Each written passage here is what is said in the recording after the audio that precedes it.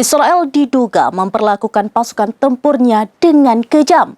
Israel dengan tega memaksa para tentara untuk kembali ke medan tempur setelah beberapa saat dievakuasi. Padahal para tentara Zionis tersebut terkena infeksi luka yang tidak mempan untuk diobati.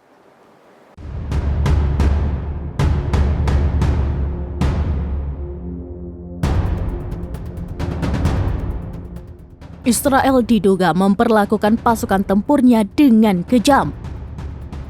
Israel dengan tega memaksa para tentara untuk kembali ke medan tempur setelah beberapa saat dievakuasi.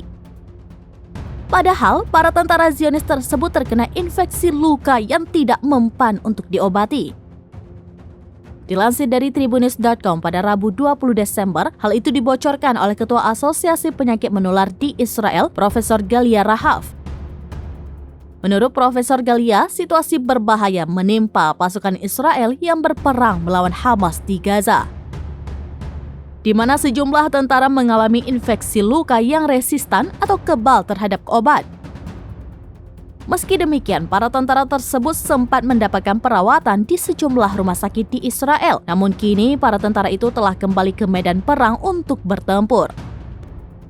Menurut Prof. Galia, infeksi luka itu disebabkan oleh kontak dengan tanah dan lumpur di Gaza.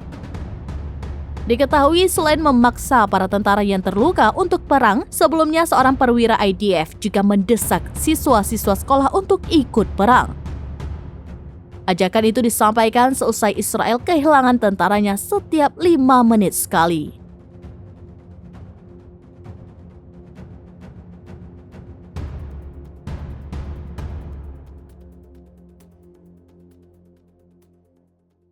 Download Tribun X sekarang, menghadirkan lokal menjadi Indonesia.